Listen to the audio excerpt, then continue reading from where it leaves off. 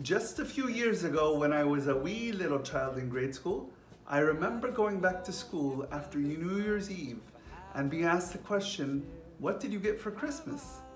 And I remember having to tell people, "We haven't opened our Christmas gift yet."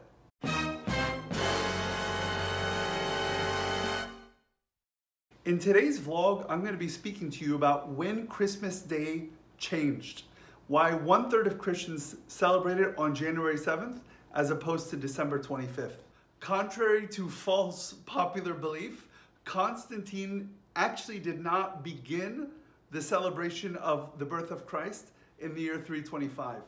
In fact, the head of the catechetical school in Alexandria at the time, by the name of Saint Clement, said the following: "There are those who have determined the year of our Lord's birth to be the 28th year of Augustus, and the day to be the 25 of Bashans, the 7th Coptic month, which aligns with May 20th.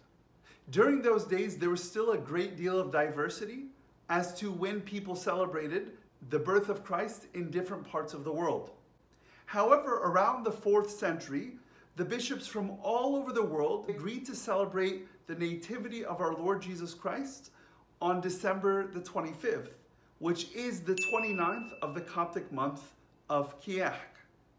This went on for the next 1300 years until the 16th century, following the Julian calendar." Now do me a favor and put on your astronomy hat for a second, because it's about to get real. At the time, the world was using the Julian calendar, which was established by Julius Caesar in the year 46 BC. This calendar considered the year to be 365¼ days, with a leap year coming every 4 years, just like the Coptic calendar. Therefore, up until the 16th century, the 25th of December actually coincided with the 29th of the Coptic month of Kiach as the date of the celebration of the Lord's Nativity, or Christmas. Towards the end of the 16th century, Pope Gregory XIII in Rome took interest in studying astrology, dates, and feasts.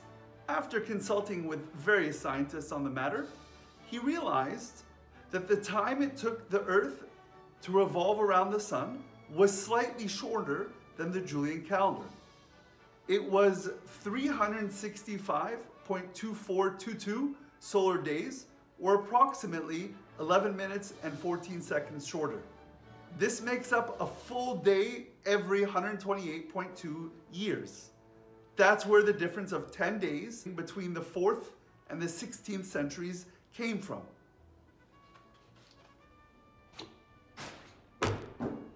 In the year 1582, Pope Gregory XIII decreed the following: "I decree, in AD 1582, October the 5th will be called October the 15th. You know what this means? That if your birthday was between October the 5th and October the 14th, you got gypped." It's a little messier than that as well. Suffice it to say that every 400 years, 3 days would be shortened. This would happen by making the centenary year a normal 365-day year, not a leap year, except if its number is divisible by 400. So in other words, the year 1600 remained a leap year as usual, while 17, 18, and 1900 only had 365 days each, and the year 2000 was a leap year of 366. This new calendar became the new civil calendar, and that which we use all over the world today.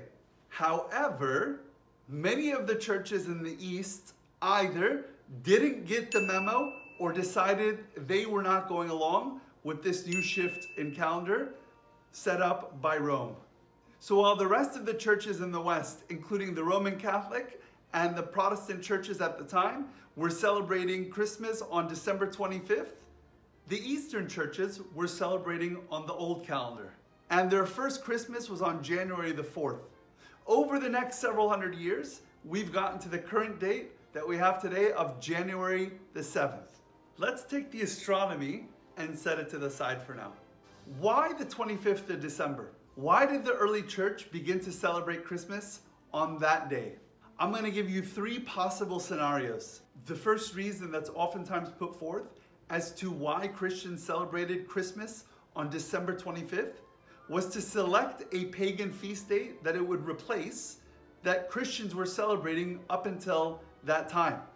In other words, Christians were not looking to become like the rest of the world, but rather they were looking to sanctify or transform even the pagan feasts in order to make it about Christ and to point everything to the reality of Jesus Christ. Number two is perhaps it's actually the day that Jesus Christ was born on. The celebration of God becoming man. The early Christmas celebration, in fact, had nothing to do with gift giving or Santa Claus, but rather about the celebration of the event of God with us, the incarnation, God becoming man, being born in a manger. And number three is I believe that apart from the historical truth, that the church was primarily focused on revealing a theological truth. 9 months prior to the 29th of Kiach, the Feast of Nativity, the birth of our Lord Jesus Christ, the church on the 29th of Baramhat was celebrating two events, the resurrection of Jesus Christ and the annunciation of his birth. The theological connection between the conception and the resurrection of Jesus Christ can't be missed. The church is telling us that salvation has been announced at the conception, has been seen at the birth, and has been understood at the resurrection. The incarnation began at Christ's conception, even though the most visible celebration of it is tied to his birth. Salvation has come.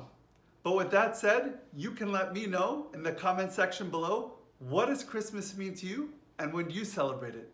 Until next time, I'm Father Michael Soriel with New Angles, and I want to encourage you to see the world from God's angle. God bless and have a Merry Christmas. The burning bush seen by